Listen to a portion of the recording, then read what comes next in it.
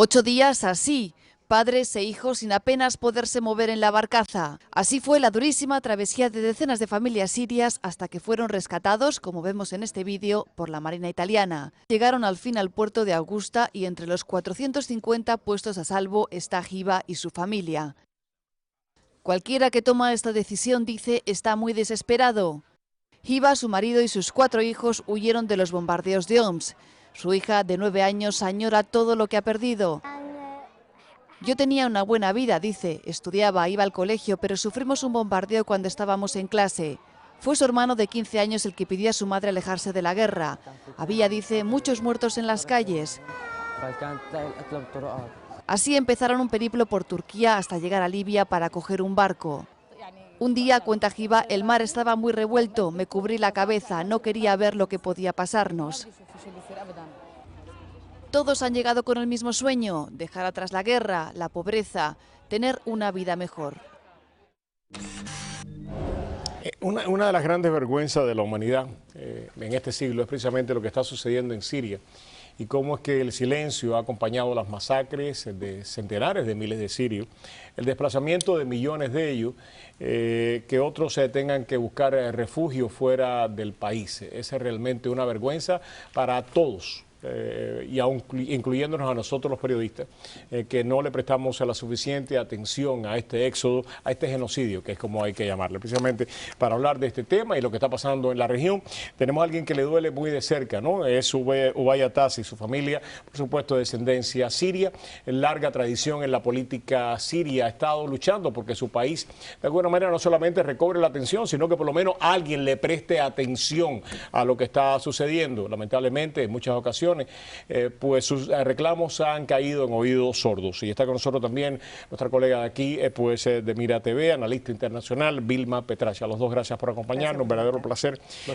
Cuando uno ve esto, realmente se le parte el corazón. 12 millones de desplazados, 4 millones y pico de refugiados, hay 3 millones y medio de niños. Si tú ves los niños en los campamentos de refugiados, en las fronteras de Siria, Turquía, Jordania, Líbano, Irak, y como has visto ahora estos niños que están escapándose de Homs, ¿no? Que es la ciudad de mi padre. No hay palabras para describir cómo el ser humano hace 4 años que no ha levantado un dedo para hacer nada de esto.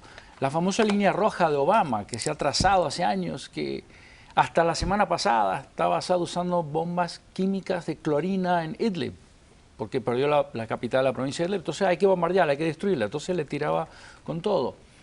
Hemos traído centenares de evidencias a las Naciones Unidas, a la Casa Blanca, al Congreso Europeo, de evidencia de armamento químico.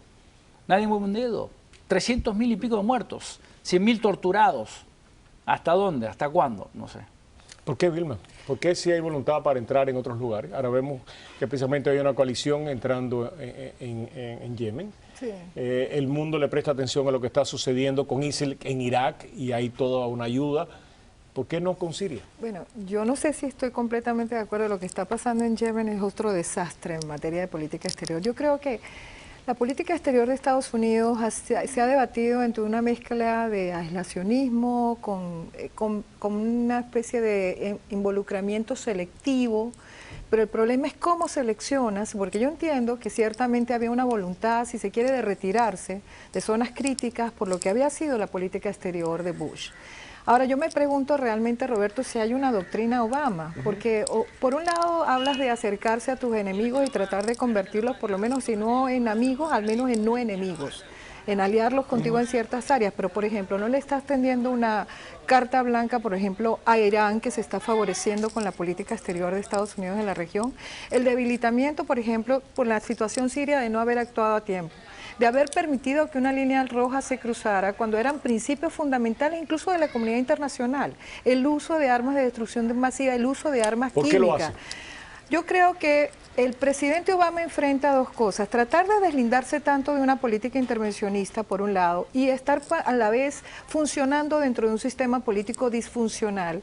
Crea una suerte de parálisis también en materia de política exterior. Por otro lado, no está claro. Por un lado, dice que no va a intervenir o que va a utilizar mecanismos multilaterales o que sean otros los que se comprometan, porque Estados Unidos ya no tiene recursos, evidentemente nunca los ha tenido, pero en algún momento ha sido mucho más intervencionista, no tiene recursos ilimitados y tiene que seleccionar las áreas de intervención, pero cuando le toca hacerlo, porque hay un statement que dar a la comunidad internacional, no lo hace. El caso de la línea roja en Siria, que fue flagrante. He dicho más de una ocasión que el gran fracaso de la política exterior de Obama ha sido Siria, específicamente Siria. Sin duda. Creo que ha sido el gran fracaso de la política exterior, ¿no? Y porque tomó en consideraciones probablemente otros intereses estratégicos, sobre todo la participación de China y Rusia en el tema de Irán, no quiso alienarlos en el tema sirio y sacrificó a Siria con tal de lograr un mal arreglo en Irán, y creo que los sirios han sido utilizados básicamente como trueque en todo este tipo de cosas. Hubo un momento en que Estados Unidos hubiera podido hacer una diferencia notable y haber convocado a Egipto, o sea, a Arabia Saudita, a los mismos turcos que, aunque han estado en la cerca, yo creo que con el liderazgo de Estados Unidos hubieran tomado otra posición. Bueno, Turquía obtuvo autorización directa de su parlamento de poder cruzar la frontera con sus ejércitos hace más de 2 años. Turquía está hace 2 años esperando la luz verde de la OTAN para poder cruzar la frontera y hacer algo. Y ahora están hablando con Arabia Saudita para poder hacer algo juntos en tropas en tierra. Pero no hay luz verde en la Casa Blanca. Hace varios meses que se está pidiendo el famoso no-fly zone, ¿no? La protección del espacio aéreo y el buffer zone para poder crear una zona de liberación para desde ahí poder lanzar un ejército libre, de poder lanzar un gobierno en transición. Nada, lo pide Arabia Saudita, lo pide Turquía. Hay 4 o 5 países europeos que ya lo vienen pidiendo. Casa Blanca, nada. Está el poder de la Casa Blanca en esa región, porque hay muchas personas que le puede costar trabajo entender de que Turquía, que tiene una política exterior bastante independiente, que ha tenido hasta serias confrontaciones con Israel, que ha tenido un discurso público tremendamente confrontacional con Europa y aún con los mismos Estados Unidos, esté llamando y pidiéndole permiso a Washington para actuar. Es eso así, porque hay muchas personas que creen de que eso es tremendamente difícil de aceptar. Que tiene que ser una estrategia regional. No puede ser un país que actúe por su cuenta. Eso es lo que yo veo. Es lo que yo veo que los turcos están diciendo. Espérese un momento, la responsabilidad mía no va a ser mía sola. La intervención en Yemen. O sea, en Yemen, cuando Arabia Saudita encabezó la coalición de 12, 13 países, le dieron luz verde y Yemen y Arabia Saudita entró con armamento americano, con los F-16, F-18, todo el armamento americano para poder intervenir así y sacar afuera las tropas de los Houthis, porque está Irán. O sea, por un lado está Irán acá y está... Hay que sacarlos a Irán de Yemen, pero hay que dejarlos en Siria, con Hezbollah y Assad. ¿Cómo es la historia?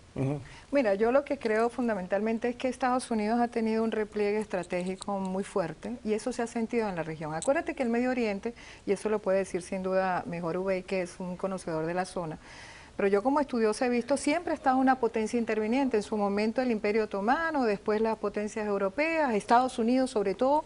En el siglo pasado y después de la Guerra del Golfo fue muy importante su presencia. Después se cometieron errores fundamentales. En mi opinión, la guerra de Irak, sin duda, lo que pasó con Irak parte en un momento, digamos, un equilibrio, y como creo que después pasó y se evidenció con Gaddafi en Libia.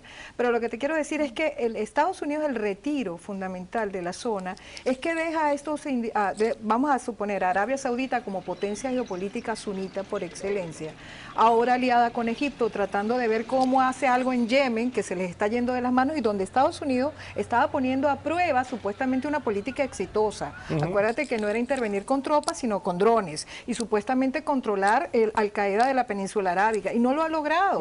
No solamente se retira y ahora pasar de ser líder a ser simplemente proveedor de recursos y supuestamente consejero y organizador de unas potencias que no han tenido experiencia en intervenciones como sí la ha tenido Estados Unidos. No sé si realmente eso logre organizar el juego en el Medio Oriente y si no crea una nueva guerra fría, en este caso entre la potencia chiita y la potencia sunita. Estoy hablando de Arabia Saudita e Irán. Ahora yo creo que dentro de una nueva forma de enfrentamiento en un juego geopolítico, en mi opinión, sumamente peligroso, que deja en una suerte de orfandad hasta este nuevo, digamos, reorganización de fuerzas al Medio Oriente en este momento. Que lo deja Obama muy débil, sí, por supuesto, claro, porque él está por un lado negociando con Irán y dice que, como bien dice Kerry, hemos llegado a un acuerdo, y por otro lado salta la ayatollah y dice, Exactamente. no, nada de lo que escuché vale. ¿Va a haber guerra regional? Tiene que haber una guerra regional. Si vamos ¿Tiene que haber? tiene que frenar a ISIS de alguna manera. ISIS no lo, Y, a ISIS no lo vas a quiere frenar por aire, tiene que frenarlo en tierra. ¿Quién lo va a frenar? Tiene que ser tropas combinadas de Arabia Saudita, de Egipto, de Turquía, con una protección aérea de la NATO, de la OTAN, o sea... Ahí habría una coincidencia de Irán entonces con los países sunnis, porque de la misma manera que representa a ISIL un peligro para Arabia Saudita, lo representa para Irán. Bueno, Irán ha estado combatiendo a ISIL en Irak. Vamos a permitir que Irán entonces tome un protagonismo en descabezar a ISIL y que ocupe los espacios que ISIL deje vacíos. No, por supuesto que no. ¿Quién va a ocupar esos espacios entonces? Esos espacios los tiene que ocupar el ejército iraquí con las tropas árabes. No puede ser Irán, nunca puede ser Irán ahí, porque Irán está avanzando por otros intereses que son muy enemigos a la zona. Además que había muy peligrosos. Había un refrán en la región que decía: no hay guerra sin Siria ni paz sin Egipto, ¿no? Y en este caso yo lo que no veo es que haya una solución al problema si las tropas terrestres no la ponen los egipcios y la ponen los turcos. Y Arabia Saudita. Y Arabia Saudita. No veo solución porque Estados Unidos no va a poner un soldado en el terreno. Se está hablando Irán tiene un proyecto hegemónico que no es nuevo. Es una mezcla. Por eso te digo, sacar a ISIL para muchos es que el espacio de ISIL lo ocupe Irán. Y es lo que tiene preocupado, por ejemplo, a países como Israel. Así es. Que Israel le ha preocupado tremendamente el vacío que dejó en Irak la salida de Saddam Hussein. Le ha preocupado tremendamente el vacío que dejó en Libia la salida de Muammar Gaddafi. Y le preocupa tremendamente el vacío que se puede crear en Siria también. Y le está preocupando el vacío que está dejando Estados Unidos. Todos. Muchísimas gracias. Esperemos que Ginebra, que se está hablando de la próxima Ginebra, la Ginebra 3. Acuérdate que Ginebra 2 fracasó.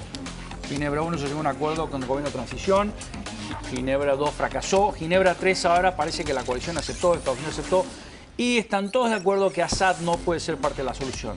Si en esta Ginebra 3 no se resuelve, esto va a ser un desastre. Yo creo que en los próximos meses lo vamos a saber. No creo que se llegue un arreglo con Irán, y la ausencia de un arreglo de Estados Unidos y las potencias con Irán va a liberar fuerzas políticas para poder lidiar con Assad. Es muy difícil llegar a un acuerdo con Irán porque Irán tiene a Hezbollah, Irán tiene tropas en Siria, Irán tiene los Houthis, Irán no se puede llegar a un acuerdo con ellos. Entonces hay guerra en la región. Gracias a los dos. Gracias. Regresamos aquí en Prohibido Quedarse.